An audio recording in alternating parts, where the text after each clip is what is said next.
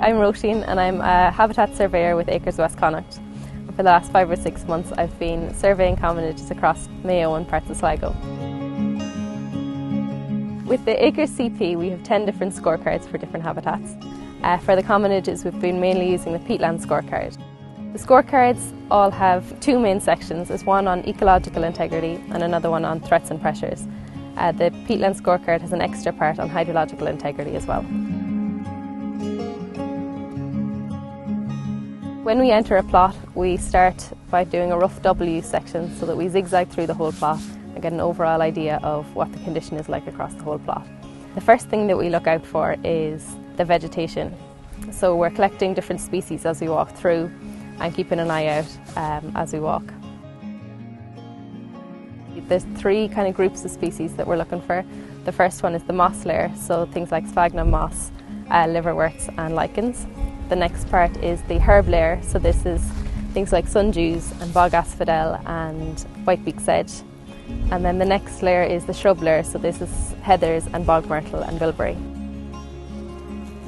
And then we look for the cover of mosses. So high cover is more than 30% cover of mosses. And then the third section in the ecological integrity is the vegetation structure. During our W we keep an eye on the overall condition.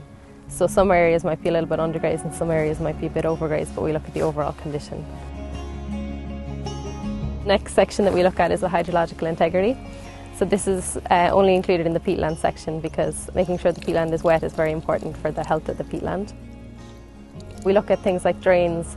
If they have no drains, they're able to hold a lot more water and they're also able to hold on to their carbon, which is very important.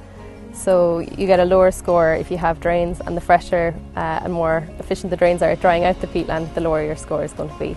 Peatlands that have never been touched, that have had no drains, have never been cut for turf, these will get a higher score because they're completely intact. If there's any historical cutting, then this will bring it down to moderately intact, which is still a good score, but you don't get the highest score. The last section is threats and future prospects.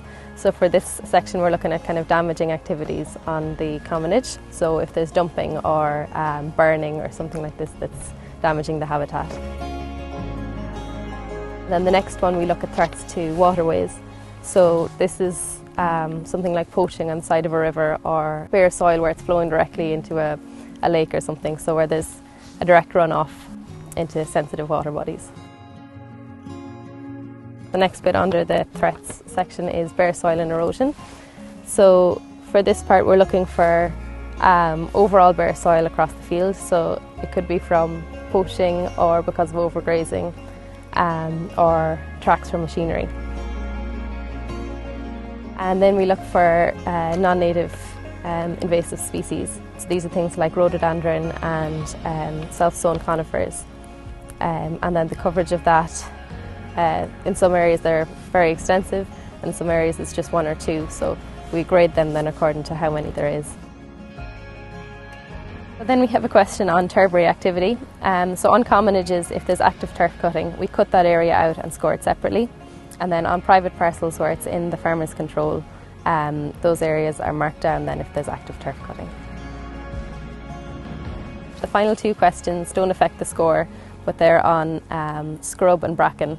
So this is something that we'll advise the farmer about if we notice that there is a big area of scrub or bracken on the plot. All of the sections on the scorecard have a score, and these scores all add up to 100, so the final score will be out of 100. That score out of 100 is then brought to a score out of 10, and that's what the payment to the farmer then is related to. So for all the impacts on the scorecard that can affect your score, there's a list of actions that the farmer can avail of that will improve their score for the next scoring period.